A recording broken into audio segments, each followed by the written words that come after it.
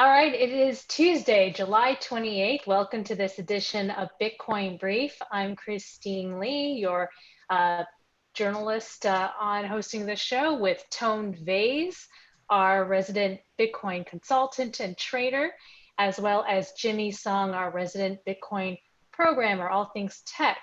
Lots of things going on this week. We have the markets having a down day today, though Bitcoin is testing that 11,000 resistance line.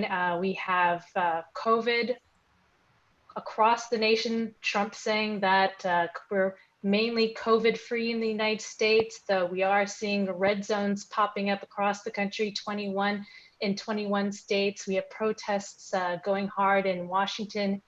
What's going on in your corner, Tone?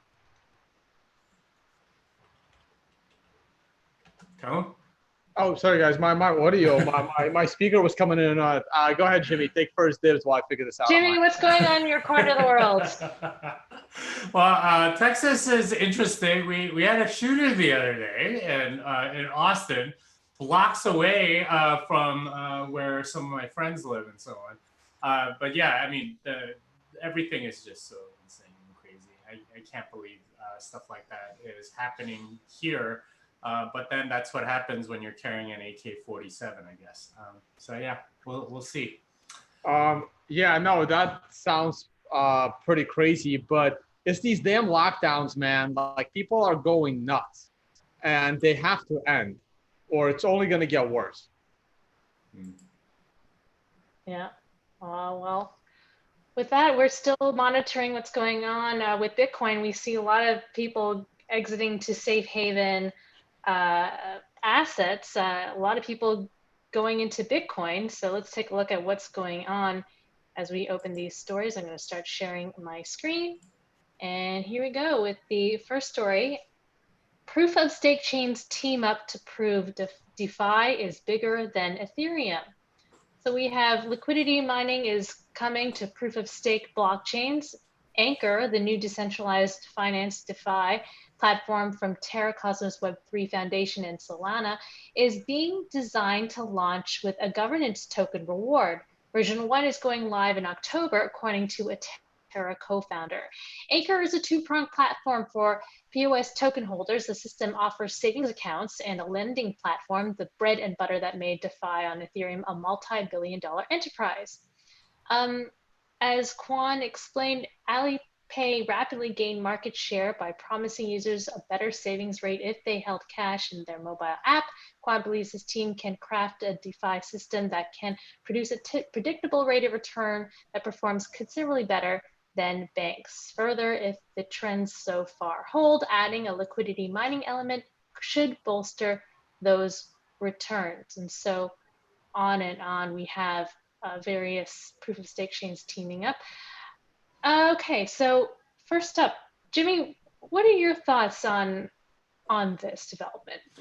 Well, all right. So they're saying that you're going to have a predictable rate of return and that it's going to be way better than banks. So what's the catch? And that's the question every single person should be asking. The thing is, these things work until they don't. And that's true of any Ponzi scheme, any pyramid scheme. They work until they don't, right? It's gradual, then sudden. And that's what they're setting themselves up for. You might be able to pay out a 5% annual interest rate, 7%, 10%, whatever it is, until enough people get in and the price starts depreciating, at which point everything, the whole house of cards just sort of crumbles. They're trying to attach their thing to DeFi, and what's popular right now in DeFi is what's called yield farming, which is more or less just picking up pennies in front of a steamroller, if you've ever heard that analogy.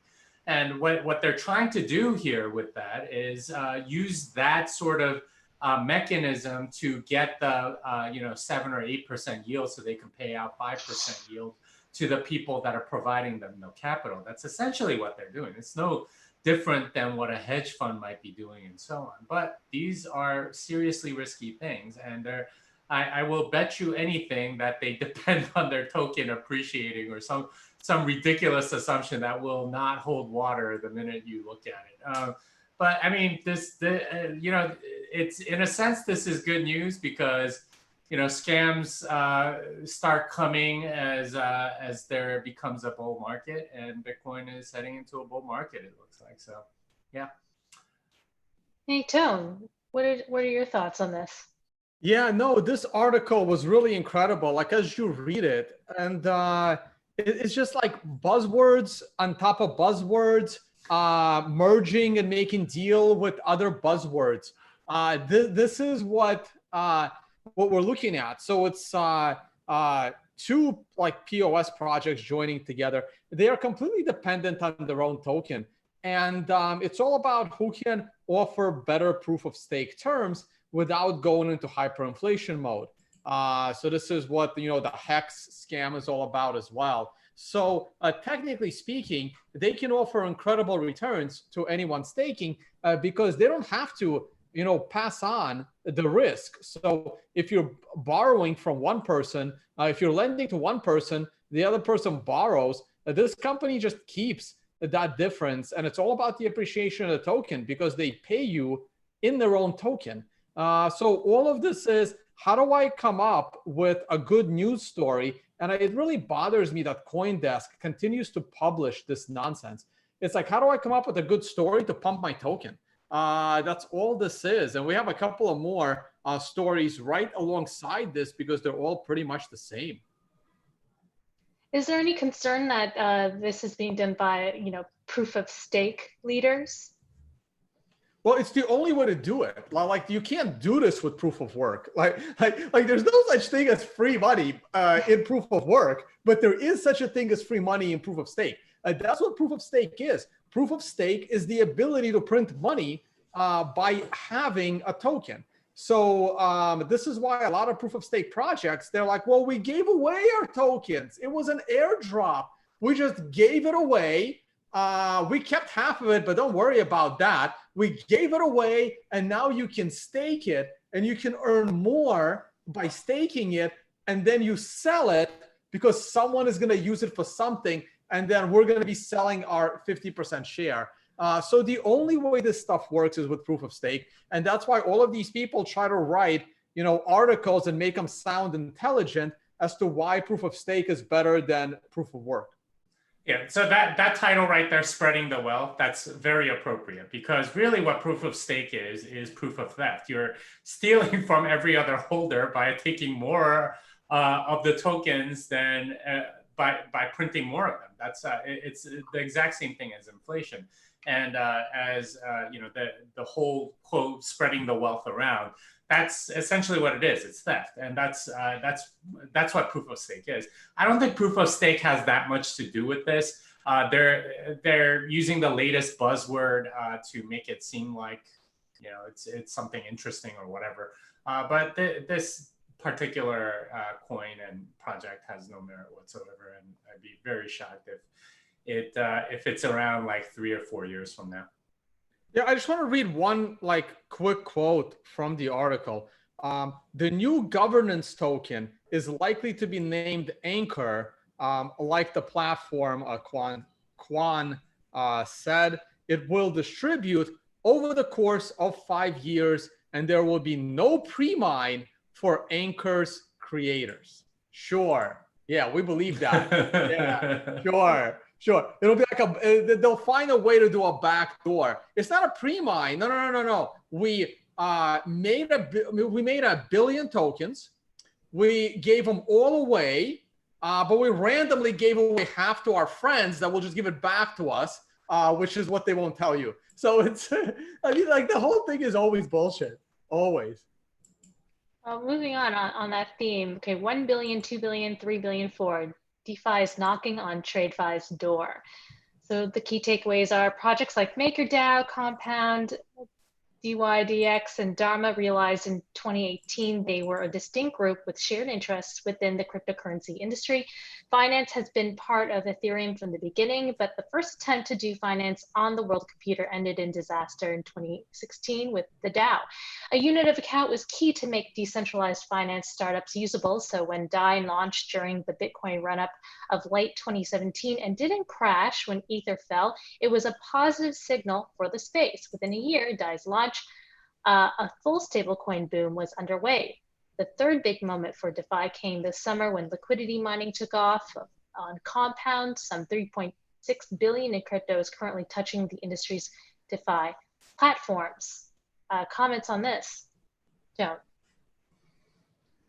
I mean, look, it's the same. Well, this one is specific to what is currently happening with this move, you know, to borrow from one and like lend to the other with collateral. And MakerDAI claims to have a stable coin involved, which I have no idea how they're backing that coin. They're just making it up as they go. Like all of these projects are so convoluted. Like none of that is necessary. The ability to stake collateral and borrow off of that collateral does not require decentralization. It is completely insane. And our third story is on this topic is right in there, Celsius. So Celsius is actually not claiming to be, well, they're kind of in the same DeFi space. But the difference between Celsius and MakerDAI pretty much is that Celsius is a centralized company that holds your collateral and lends it out, where companies like MakerDAI claim to do it in a decentralized way. So that big crash that happened in March had a huge problem for MakerDAI because it automatically started selling collateral. When it comes to Celsius, and this article is talking about how some of Celsius's loans are actually unbacked, but it sounds like it's few and far between, so that's really not a big deal. The big deal is Celsius itself, which again would not exist if it wasn't for its scam coin, the Celsius coin. And I was like curious. So if you actually click on, if you scroll down a little bit, Christine, and you, somewhere in there is a link to their company. Earn a yield on their assets. Yeah, maybe click on that.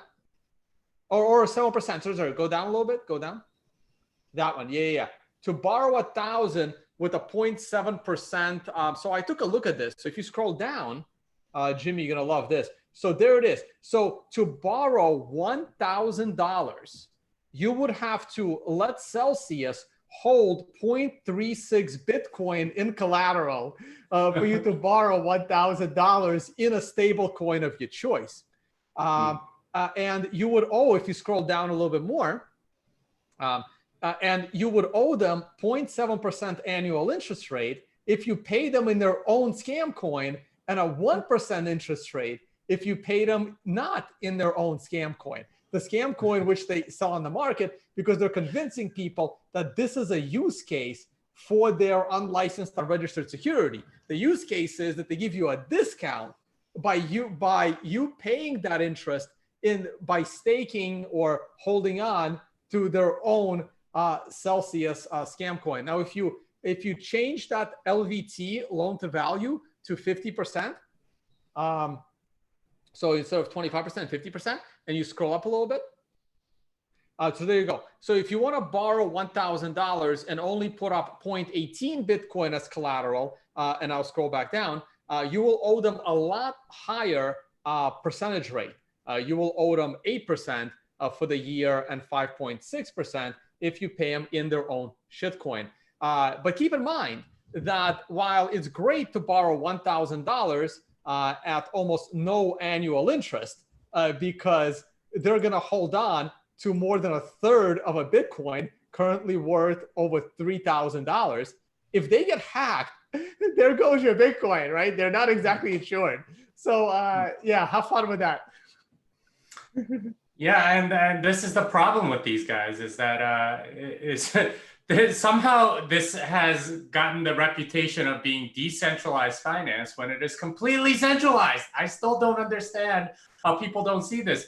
How is a loan not centralized? You have to put up collateral. Somebody has to control that collateral. Somebody has to liquidate that collateral if you don't pay it back. How's that not centralized? It is completely centralized. Somebody's going to go liquidate your stuff if you don't pay back, and then give that to somebody.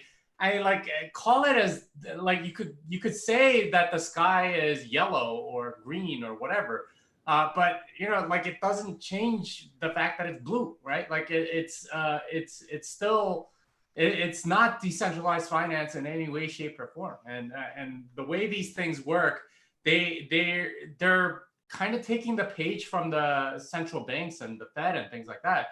They just make it as complicated as possible so people can't look into how screwed over they are getting by these systems. Yeah, so I just want to add one more thing. So Alex Mashinsky and the Celsius, so he's on the speaking circuit. I mean, he's doing the rounds. I'm not sure if we're going to talk about Abra. No, I think I'm saving that for the law show tomorrow. So he's doing the rounds. I mean, he's speaking everywhere, attending all the conferences. He's doing all the interviews. He's trying to be as visible as possible. They started their own YouTube channel. He's interviewing people. He's trying to pretend like he's a leader in this revolutionary space. But in reality, he creates a shitcoin and he borrows collateral from some people and lends it to others. And I have no idea who is actually doing this. Like, why on earth would you do this? It makes absolutely no sense to me. I'm sorry. You're better off going and getting a mortgage on your house. And if you don't have a house, then like what are you doing?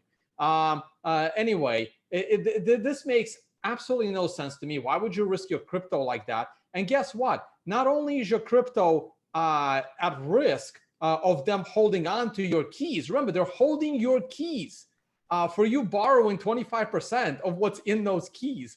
And not only is that at risk of internal hacks, external hacks, it's also at risk of outright running away like Big Vern. Because if the SEC comes down on this with the Celsius token being unlicensed, unregistered security, I expect a lot of these guys, we haven't seen a Big Vern in a while where the CEO of a company steals the crypto and disappears. But guess what? It might have happened in Quadriga, and it's going to happen again. When the SEC hammer really starts coming down, what do you think these guys are going to do with your damn collateral? Like, this is why you don't create scam coins to start a company that otherwise wouldn't succeed. Because there's no way in hell this would be profitable without the shitcoin. And Tone, can you explain to me this tweet you have here?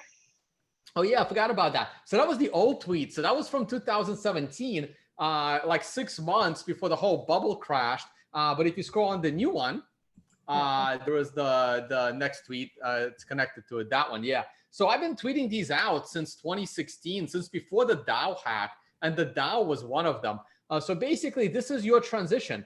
You are a huge believer in DeFi.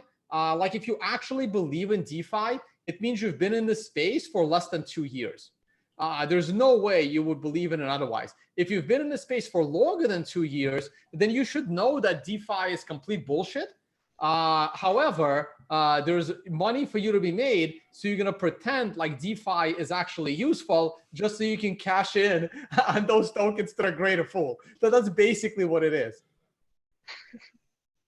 Excellent. But Jimmy, around your 3rd year in the crypto space, you start to realize that only Bitcoin is actually useful.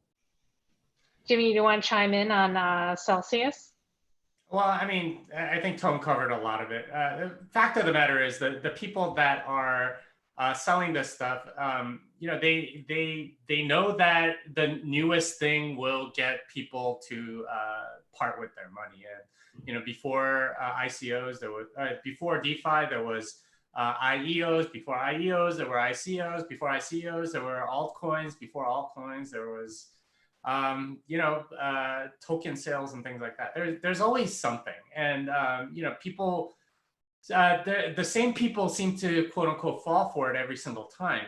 And these are the people that think somehow you can create value without putting in any extra work or and they can somehow make money magically sprinkling dust on the internet or something like that. We do have a question. Why do you think DeFi is not possible? Decentralized finance? Because what's decentralized about loans? It's not decentralized in the least. It's completely centralized. So you're much better off getting a loan from like a reputable bank or something like that. At least there are certain ways in which you can sue if they don't meet their obligations. With something like, I don't know, whatever these things are, you don't have any recourse and you're quote unquote protected by a smart contract. But all of these things have back doors where they can press a giant reset button and then like you don't get your money, that sort of thing. So it's centralized by whoever created the protocol, and it's not decentralized in the least.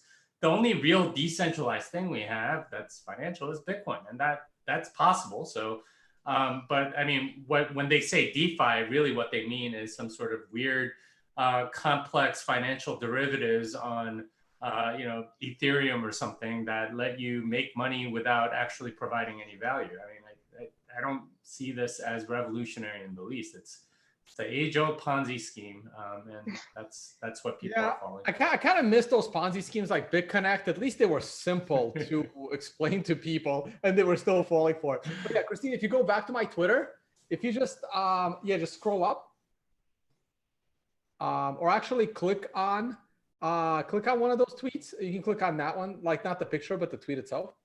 Yeah, and I'll scroll up. Yeah, it's like a whole transition. So that one, the DAO. So if you check the date, I sent that tweet out, and then like a week or two later, the DAO imploded. So that was everyone was so high on the DAO. It was like the rage. The DAO was probably bigger than any shitcoin today. It was there was more hype about the DAO than chain. I mean, 1/6 of all Ethereum was locked up in the DAO at one point. So that was an insane amount of. Wow, was it really 1/6 of all Ethereum? That's why they had to bail it out. Yeah, 1/6 of all Ethereum. So the DAO was going to be the biggest DeFi project ever, and I tweeted this picture out, and I put the DAO right before Mount Stupid, and then like a week later, the DAO implodes. Speaking of being careful with your money, our next article, Tetris Capital shuts down crypto hedge fund after 75% loss. All right, so cryptocurrency hedge fund Tetris Capital is calling it quits. The New York-based fund is shutting down and returning investors' money after quarters of low returns. The fund struggled to perform and posted about a 75% loss life to date since opening in 2017. Tetris Capital managed upwards of 33 million at one point for more than 60 investors who pitched in at least 100,000 apiece, according to financial filings. Tetris Capital's closure adds to a growing line of cryptocurrency hedge funds folding after crypto prices slid from peak highs in 2017. All right, so this is very unfortunate, but Tone, you have talked about crypto hedge funds in the past. I'm going to point to this video. It's a very classic Tone video on crypto scams, October 28th, 2017. Your comments, Tone, you're smiling there. Oh yeah, no, that was a great interview. So this was one of my best crypto scams ever. It was right before the bubble popped. All the rage was crypto hedge funds. If you have not seen this video, you have to go and watch it. This is part of the crypto scam playlist.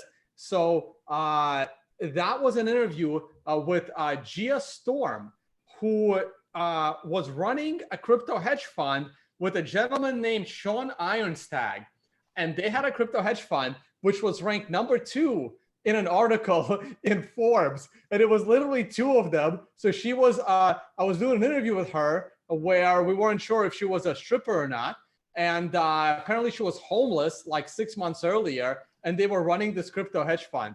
And then I started investigating that crypto hedge fund and several of the others. And I was doing it like I was doing all of my research live on camera. And it was hilarious. So if you go to my YouTube channel or just Google Crypto Scam Episode 9, Crypto Hedge Funds, and you will understand what crypto hedge funds are all about. So yeah, so I'm not surprised. Another crypto hedge fund that invests into shitcoins went bust. Well, so all right, can I interject here, because Tetris was a little bit different than all of those other ones. So I know two of the principals there, Ken Garabone and Brendan Bernstein, and their strategy was actually long Bitcoin, short everything else. And in fact, they, I think, had the highest return in something like 2018 when they shorted Ethereum near the top and managed to ride down that short all the way to like $100-something for. So what happened? Well, so they had a fantastic 2018. It sounds like they haven't had a very good 2019 or 2020. So, and I know Tom. He took my class at one point, and he's a very smart guy and very much a maximalist. So this particular story is not necessarily about the typical crypto hedge fund. They were a very small fund that grew as a result of all of the right calls that they made in 2018. But yeah, I mean, I guess they shorted the wrong ones or something. Maybe they shorted Link or some others. But that it's a little bit of a tragic story. I haven't heard from them in a couple of years, so I suspect that this was if they were long Bitcoin, short altcoins, I mean, the Bitcoin dominance only went up in 2019, and here in 2020 it hasn't moved. So that would be strange for them to lose 75% that way. That doesn't make sense. Well, I think they might have shorted the wrong stuff. I don't know. Maybe they shorted Binance Coin or something like that did relatively well compared to Bitcoin. And I'm not sure what their positions were in 2019. I do know though that they were massively short Ethereum, and I think they were long Bitcoin at the same time, something like that. And they were one of the few hedge funds in 2018 or 2018 that did as well as they did. They actually beat the returns on Bitcoin in 2017 as well. So I mean, it's kind of a sad story, but this is what happens with leverage trading, and why it's better just to hold, I think, because you leverage trade and you can have a fantastic year or even 2 years or 3, but one bad year completely wrecks you, and this is kind of what happens with leverage and fragility and things like that, and we're seeing that in the financial system today. Hedge funds are not immune to the same sort of forces, so I suspect that's what happened. Well, I stand by my position like I always have. Don't put your money in hedge funds. Again, I've been in that industry forever, and it is so hard for you to pick a hedge fund that will actually succeed on a long-term basis. Like, your probability of profiting long-term is small because you don't have the ability to know which one is good and which one isn't. So I am generally, I've never had my money in a hedge fund. And I am of the belief that you learn how to invest on your own, and you be responsible for your own money. Or you give it to something that's a little less risky than a hedge fund, which is why I would have loved to see Lucid Investments go off the ground with Tyler Jenks. But unfortunately, he passed away exactly a year ago this week. Tone, in that crypto scam video, you went through a list of crypto hedge funds that Forbes had released, saying that these are up and coming crypto hedge funds, and you kind of evaluated the teams of each one listed. What do you think of this particular team? Did they have the financial chops? I didn't. This one wasn't on that list, so I didn't look into them. I don't remember them being on the list, but I bet you maybe one of those is still around. Of like the 10 crypto hedge funds on that list, I know Ari Pauls is still around, maybe, or did he shut down? I think they're still around. I'm pretty sure they are, actually. Ari Pauls, perhaps. Bachelor's degree in finance. That looks legit. Debt investment banking analyst. Oh yeah, that's he founded Lawnmower. Yeah, no, this team would have probably, this would have been like one or two of the hedge funds that I couldn't like have complained about. But again, I never advise people to short altcoins either.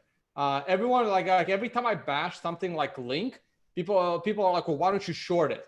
I'm like, why would I do that? That's insane. Because these things pump. These things pump because, you know, one guy puts out a false report that they're working with Google. So shorting these altcoins is not necessarily a smart move, even if you know they're structurally flawed. I just don't believe that like hedge funds like this. I mean, a couple of them. Well, like I actually have really high hopes for Adaptive because they were just analysts and they were only trading Bitcoin. And they were just over leveraged, and I really thought they could actually, you know, keep doing well with their analyst team because I believed in those guys as analysts, and even their fund went down. So it's just not a good idea. Well, like how many of these crypto hedge funds are still surviving? I think like Contra is like the only one left. Yeah, and they have to leverage trade because, well, here's the dilemma for a lot of these crypto hedge funds. Your clients can always put their money in Bitcoin.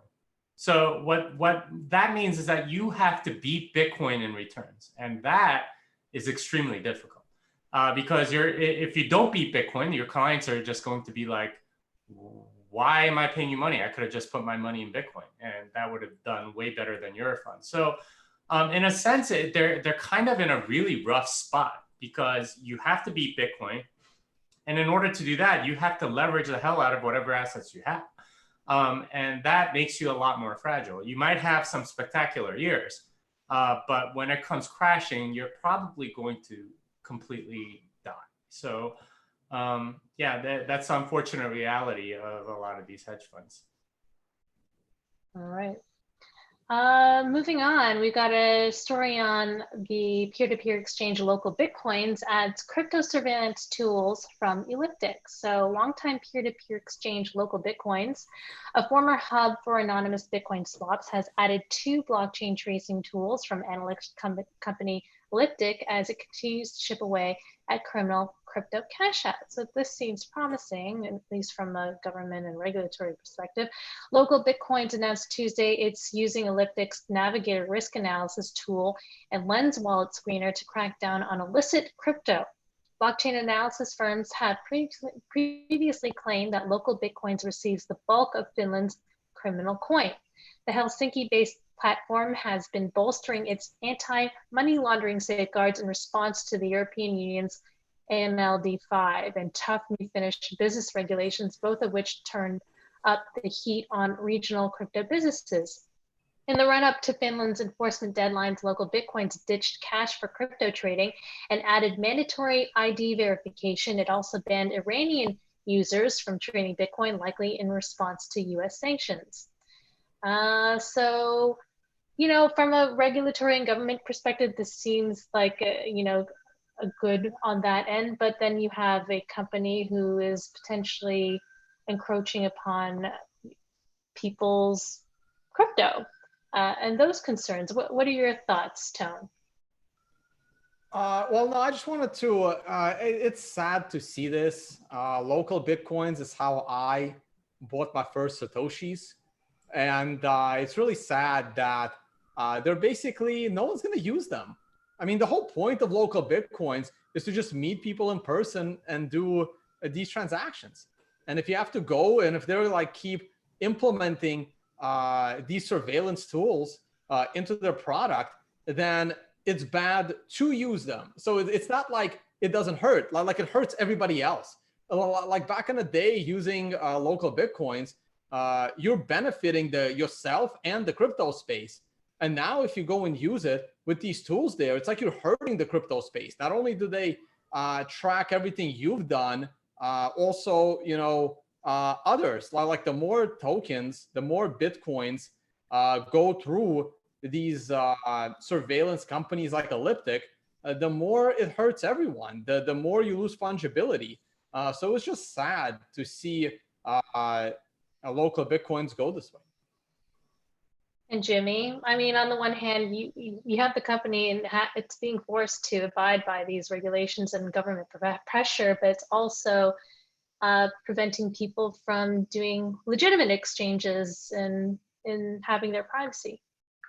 Well, so it's a little different. So local Bitcoins used to be very much about, you know, in-person trading and so on. And up until about a year and a half ago, that was their main source of revenue. But you know, they started getting a lot more government pressure starting around, I think 2017, somewhere around there. And they really couldn't hold them off. So they made it a lot more difficult to do that sort of trading. And especially in places like Iran, you know, you can't do what you used to be able to do on local Bitcoin. So they've had to sort of shift and change everything. Their product is still very useful, especially in times of quarantine, because you actually don't have to meet the people now in order to do trades. What you do is essentially, if you live in Venezuela, for example, what you end up doing is you look on local Bitcoins for somebody that has Bitcoin to sell you or to buy Bitcoins from you. And then you start communicating with them and have them transfer some bank amount to your account, and then you do the trade that way, and then you can leave feedback and so on. It's become more like an eBay for people that want to trade digitally, and that's very practical right now, especially with all the quarantine stuff. And that's how people in you know, various countries are now using it. And it's kind of sad, because I do think that being able to buy Bitcoin anonymously was very useful. There are other companies that are doing more of that. I think Hodl is one. There's several others, but I mean, you know, they've had to kind of do that because of the regulatory pressure that was on them. Okay. All right. Our next thread is this right? The Mismo. I'm not sure. Yeah, that's right. So I mean, it's Matt Corallo commenting on the BitMEX research. Right, but you want to pull up the story itself. So if you want to click that BitMEX research report, and then okay, got it. That's what I was looking for. Yeah. Okay, here it is. There you go. All right, so Bitcoin soft fork activation methodology. So in the abstract, Bitcoin's Taproot soft fork upgrade looks almost ready, and the Bitcoin community has started to seriously discuss the potential activation methodologies. In this piece, we summarize the main choices when it comes to the activation and discuss the most significant points of contention, according to BitMEX. We conclude by postulating that there is no perfect activating methodology. Any activation approach could set a bad precedent, which could be exploited at some future date. However, although there is a lot of bike shedding occurring due to the lack of contention about this particular upgrade, the exact activating path taken at this point may not be particularly critical. A potential partial solution to some of the dilemmas present and possible way forward could be for Bitcoin Core to release a client with a relatively passive activation logic, and for other community members to follow on from this by releasing clients that force the same activation in a slightly more assertive manner. So Jimmy, you're our resident guru on all things tech related. Give us your take. Oh, wait, Christine, before Jimmy does that, can you just scroll to and highlight a picture? You just scroll down. There's like this, not a Venn diagram. What do you call those things? Scroll down. It was, yeah, that one. Perfect.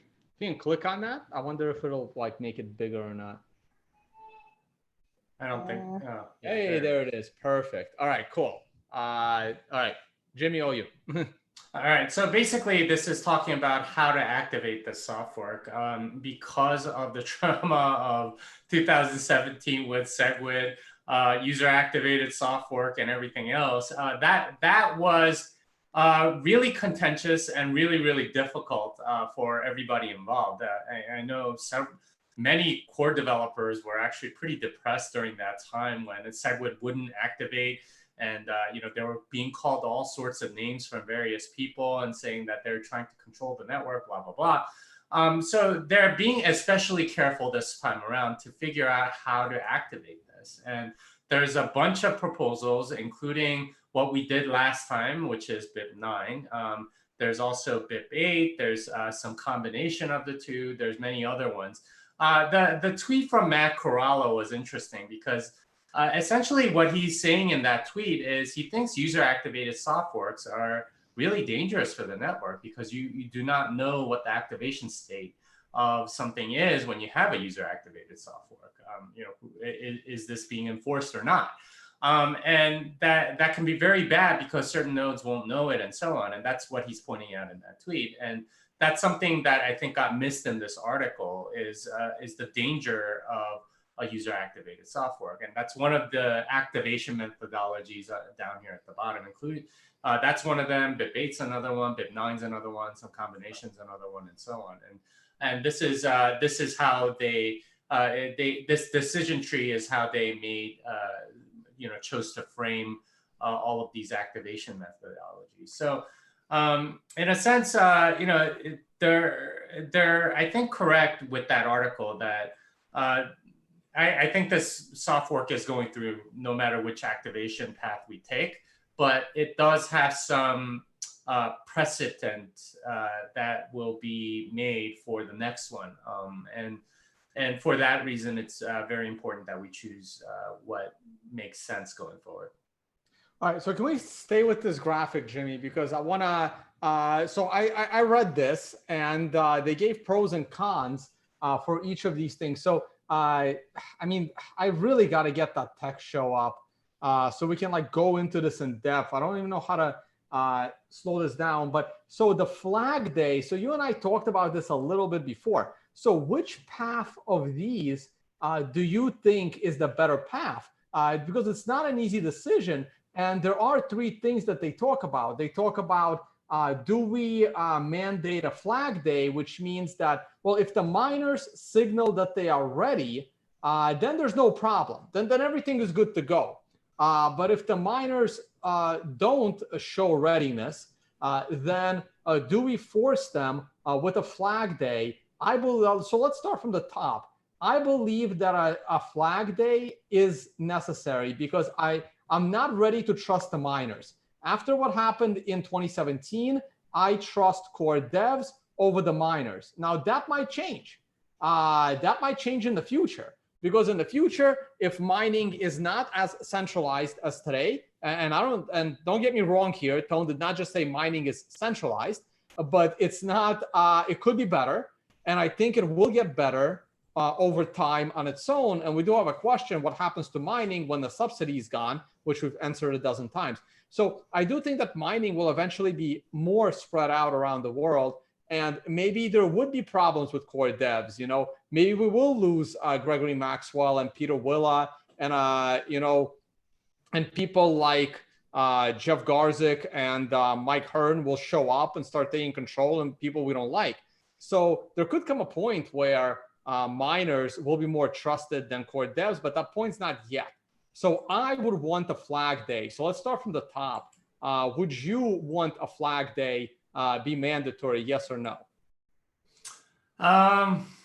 Depends on the soft fork, honestly. Well, I don't want a flag day for something that doesn't. This soft fork. We're talking about this particular soft fork.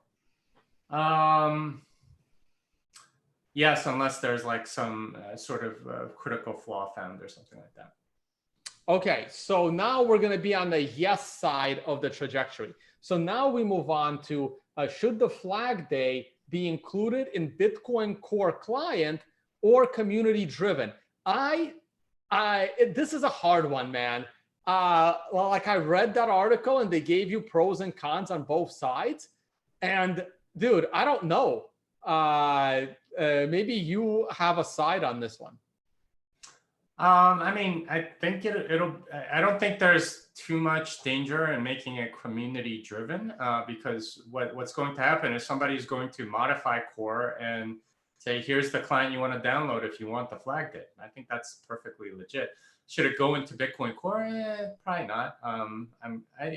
But I mean, I can see that also happening. And if people don't like it, then they have to take it out. It's just sort of the default. Anyone can fork the Bitcoin core code at any time. So, I mean, Luke Dash has, his is called Knots. So, you know, it's going to be up to people to download whatever software anyway. So in a sense, it's going to be community driven no matter what. Okay, but doesn't that okay? So we're gonna get to the user activated soft fork side of this after. So okay, so that one doesn't matter to us. But what about the last one? So I do have an opinion on the last one. It's not as informed of an opinion as Jimmy's. Should miner signaling at the end of the period be mandatory? I'm gonna vote for no on this one. Like it doesn't. I don't think it should have to be mandatory. I think they can still, if they don't want to mine the new soft fork, they shouldn't have to. It should be it's backwards compatible. Yeah, and that's totally fine. The only thing that you have to make sure is that they're not, you know, because the previous software can have something that's legal in the previous software but not legal in the newer software. If they mine any of that, then you know that's the whole purpose of a soft fork. Then you have to reject it as the software that wants the soft fork. So that's I don't think that one is that critical either. Like I don't know if miner, it's kind of a weird way to phrase it. Should miner signaling at the end of the period be mandatory? Because miners can signal whatever the heck they want, but that's kind of not material. The thing that's material is whether or not they're mining blocks that conform to the soft fork or not. And if they conform, then they get to extend the chain. If they don't, then they don't. But there's no obligation to mine transactions that adhere to the newer soft fork stuff. Like they don't have to do that. That's completely voluntary. But they're probably going to make more money by mining those transactions. So yeah, this doesn't seem like a very big deal, honestly. Okay, so now let's talk about the user activated soft fork part. So a user activated soft fork is like, how does that fit into this tree structure? Because it sounds like the user activated soft fork is a forced flag day by the nodes.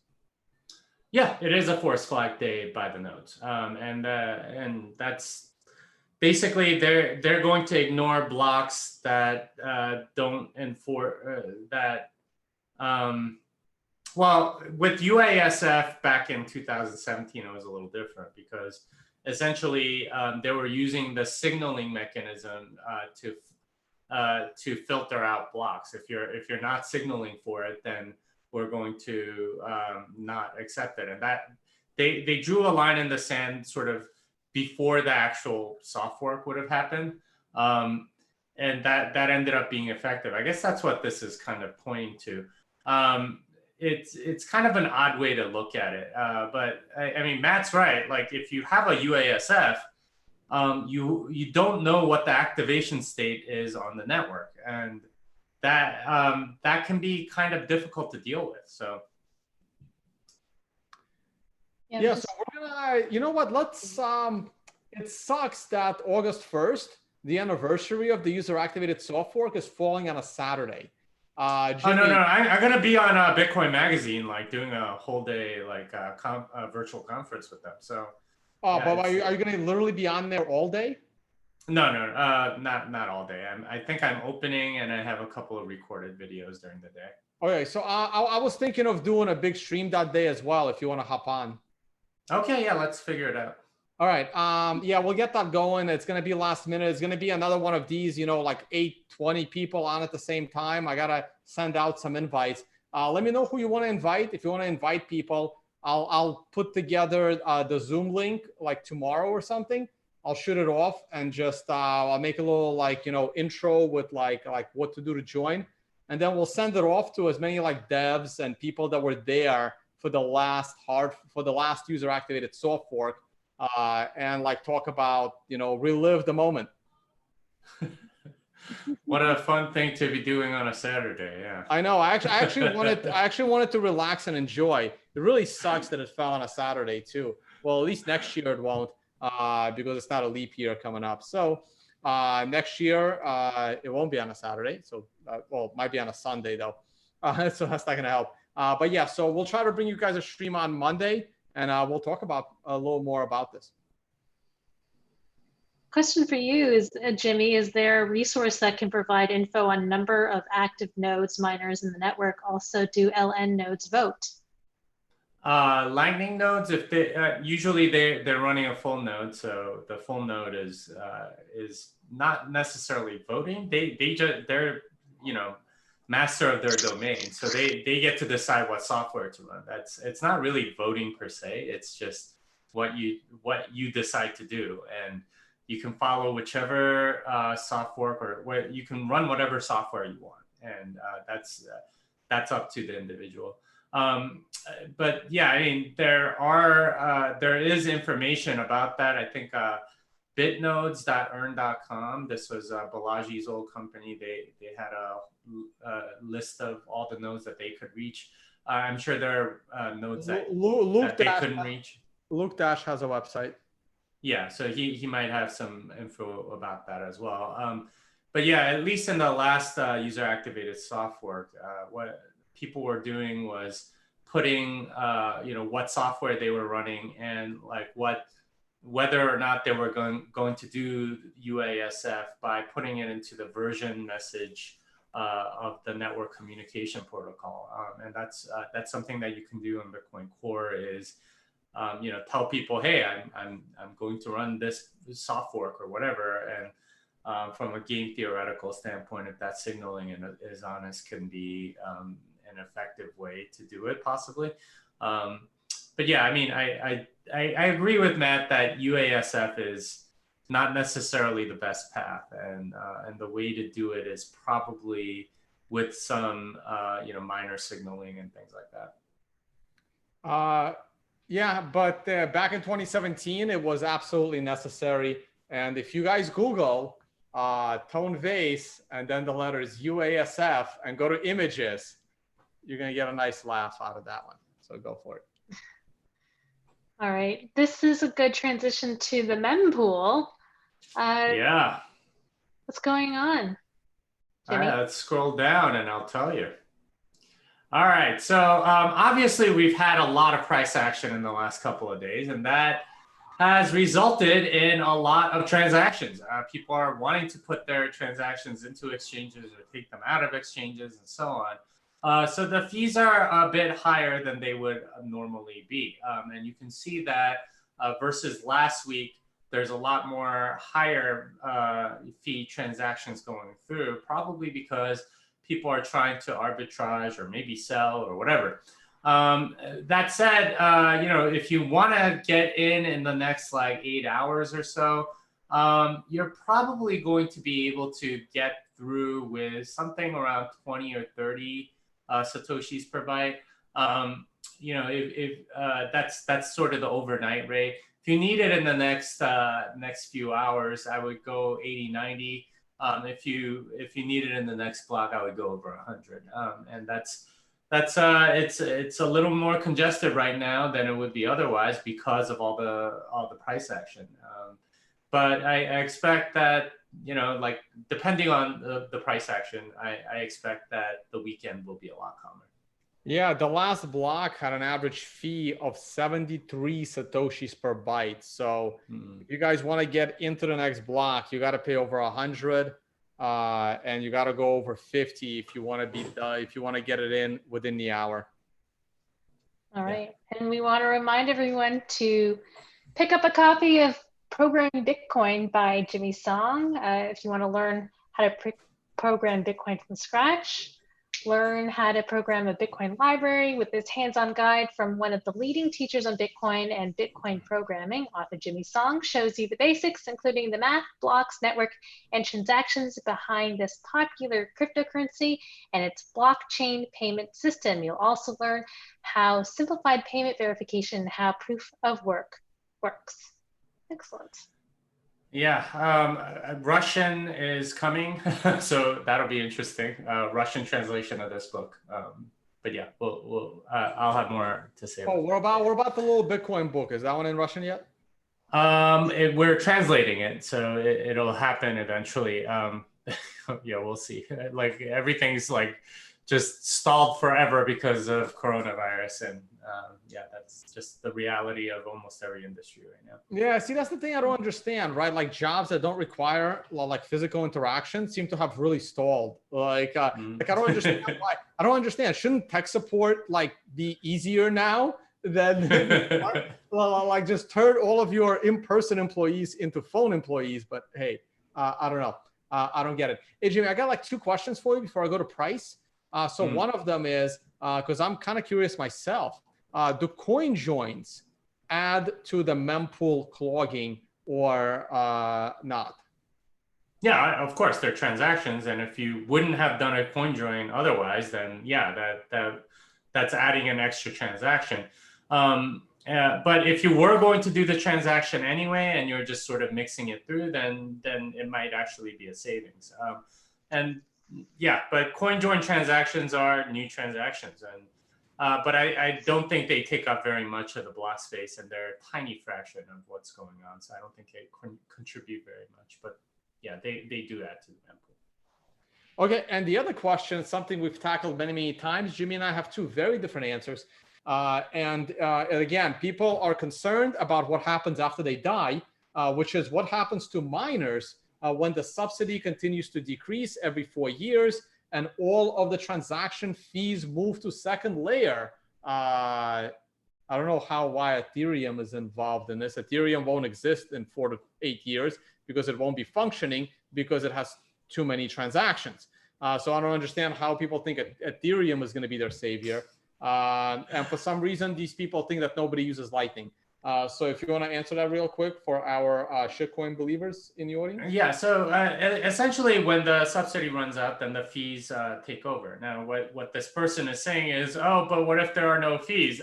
Guys, there are going to be fees. Even for Lightning, you need to open channels, and that means that you have to create a transaction. Besides, like you're not going to use Lightning for, $1 million transaction. It's just too insecure for something that big. So generally, you're going to be you might be using Liquid, I don't know, but for some class of transactions, there's going to be some usage for Bitcoin, doing it on Bitcoin. And the thing is, like the person that asked that question doesn't know economics at all. They're saying, well, what if everyone uses Lightning instead of the Bitcoin blockchain? Well, then the economics makes it so that if there's nobody actually using the Bitcoin blockchain, that it becomes fees become very cheap, incentivizing people to go there. So, it's this dance between these different technologies, and the market's going to find an equilibrium. And people will take advantage of cheap prices and fees to essentially transact there. My guess, though, is that it's going to be fairly expensive at some point in the future, when you have a lot of transactions. But that's okay, because we'll have second layers to help with that. Yeah, and I guess Christine Googled it. Googled user activated soft fork. Yes. Forbes. Again, my history with Laura Shin, as mentioned earlier, she ran with that picture in Forbes, which was very, very interesting. We're not, not in a very interesting context that she used it in. But anyway, yep. If you scroll down, there's more attachments to that. So this was all in the. Oh no! If you click on not the picture but the tweet. That is the original, right? Yeah. If you just scroll down, because then there's attachments. Oh, what happened? Keep going. There it is. Yeah, so I'm basically, I've done videos from there. And then there was the one after that. The one after that. That was taken the next day. Oh my gosh. Yes. I took that picture. That is not from that is not from That's real? Yes, that's real. That is me. Oh my God. Yes. That's crazy. Yeah, that was one of the biggest black bears I've ever seen. It was literally the size of a grizzly. Like it can give grizzly a serious fight. The problem with black bears is black bears are not anywhere near as big as a grizzly. Okay, that's a black bear. It's smaller than a grizzly. That one was freaking huge. And it is huge, but grizzlies are gigantic. I think you need to know your animal taxonomy. That was the biggest bear I've ever seen in person. And the problem with black bears, they can actually climb trees. So that's not a good way to run away from them. But anyway, my quick answer to the what happens to mining in the future is we just did a report on mining. We covered a report on mining where miners are paying about $5,000 to earn a Bitcoin, and Bitcoin is 11,000. So I think mining will be profitable for a long time. When they're mining 1 Bitcoin per block, and that Bitcoin is 50 to 100 grand, I think they'll do just fine.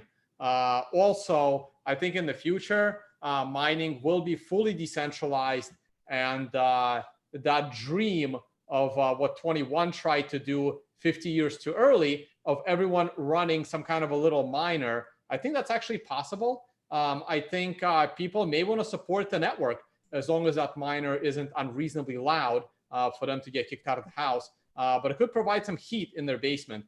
So I think that people will be willing to spend a little bit of extra money on their electricity bill to support the network, especially companies that are profiting from the existence of Bitcoin. It'll just be another expense.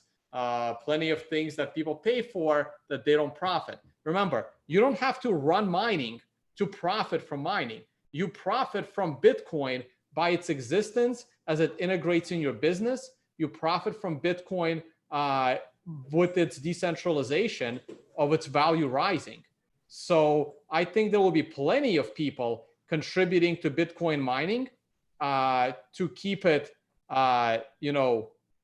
strong enough the way that people continue donating their time to coding Bitcoin for free. This will be the same thing. Okay, excellent. And with that, do we have some price analysis action? Yeah, I'll take a quick peek at price. I did a price. You're losing your bet, man. It's over 10,000. It's over 10,000. I've lost day number 8. I have now lost 8 days. Today, today I lost day 11, I think. So today I lost day number 9. So I'm now 9 days down. So my bet is 90 closes above 10,000. I really think at this point, I kind of think I'm gonna lose my bet. I am now pretty bullish on Bitcoin. This was a legitimate breakout. We met the target so perfectly. This $2,000 target off the triangle has been around for days. We hit it head on. Now I exited some of my GBTC position yesterday off of this monster rise. I still trust my indicators. There was a green arrow right here where I entered into the trade. It was a short-term trade. That's why I was happy to take my profit. And I am looking to buy it back on a pullback to maybe as low as 10,000. I really think 10,000 is going to hold. I just don't see Bitcoin falling significantly. So I am looking to buy this dip at 10,000. Friends are calling, asking if I want to sell. And my answer is no. I'd rather buy the dip. So I'd rather buy the dip. And earlier today, I was doing this comparison between Bitcoin and the Nasdaq, and it feels like Bitcoin is starting to feel like Nasdaq in 2012 when it just reached halfway point back towards what it did in the bubble. I'll tweet that out soon. So the week is just started. So we still have time to go. Today is only Tuesday. But let's see. If we close this week above, basically, Jimmy, you're going to love this one. the moment we close if we close this month in the vicinity of 11 or 12,000, it'll be like the third or like the fourth highest monthly close ever. If we close above 12,000, it would be the second highest monthly close ever. The only time Bitcoin closed above 12,000 was the month of December 2017. So a close, actually a close above 11 month end close above 11,000 this Saturday would be the second highest closing Bitcoin price ever. That's pretty bullish. Yeah, that's impressive, and that is pretty damn bullish. So I'm looking forward to that. And it's not like what happened before. It's not like what happened back in 2019. We've now had another full year of consolidation and another drop that didn't have to go as high to get there like we did before. So it also looks very double toppy there. Between here and here. Well, yeah. Well, that's the thing, right? It's not, I don't really believe in double tops. For me, double tops are meant to be broken to the upside. So yeah, that's what I'm saying, is that if we're reaching double top territory, that means that we'll break out. Right. Especially if we close this month near the top of the range, which it looks like we will. So to me, this is pretty damn bullish. These month long shadows at the top of the candle, these are not good. You see how all of these candles on the way up, the white candles are closing near the top of the candle, and this one closed in the middle, creating this giant long shadow at the top. That's not good. The same exact thing happened here. Now, it didn't happen on this candle, but it happened on the next one. So this is clean. Basically, I am looking for higher prices next month. Even if we do pull back to 10, I am expecting us to go back higher. So I am pretty bullish. And gold has broken its all-time high, which is also impressive. I'm also bullish on gold. Gold has also gone up really, really quickly. So I can see gold pulling back. I can see gold topping this week. It might have even topped intraday, but I think it'll top this week. Gold will also pull back, maybe $100 down, maybe 150, and then they'll both go up again. Looks like gold's been very correlated with Bitcoin on this run up, and it's decorrelated from the S&P 500, which is pulling back and consolidating. So things are looking good for Bitcoin. I'm still a little disappointed in Bitcoin's dominance. It did run up a little bit right here, and we also have a bottom on the same indicators. So maybe Bitcoin dominance will finally go towards that 70-75% area, which is really needed for me to be a full believer that this Bitcoin price rise will be sustained into the next halving. Do you think this has something to do with people exiting the markets in favor for some alternative assets like gold, like Bitcoin? I don't think so. I don't think people are exiting Bitcoin into traditional assets like gold. If anything, people are starting to sell their gold and silver that finally, gold finally made it to new all-time high. Silver is still down 50% from all-time high.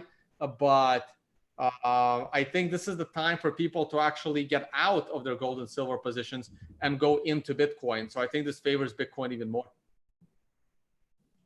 Okay, great. All right, thank you very much, Tone. So that wraps it up for this edition of Bitcoin Brief, Tuesday, July 28th, with Tone Vays, our Bitcoin analyst, consultant, educator, and trader, as well as Jimmy Song, who is our resident Bitcoin programmer, all things tech, and I'm Christine Lee, a journalist based in New York. We've got a big day tomorrow with the Fed the FOMC making their July statement, as well as several tech leaders, CEOs testifying for Congress on antitrust issues. Thank you very much for joining us. Thank you, guys. And tomorrow, 4 p.m. Eastern time, we're going to bring back the Bitcoin Law Review. That is happening tomorrow, 4 p.m. Eastern. So see you guys then. Fiat delenda est. This song is done.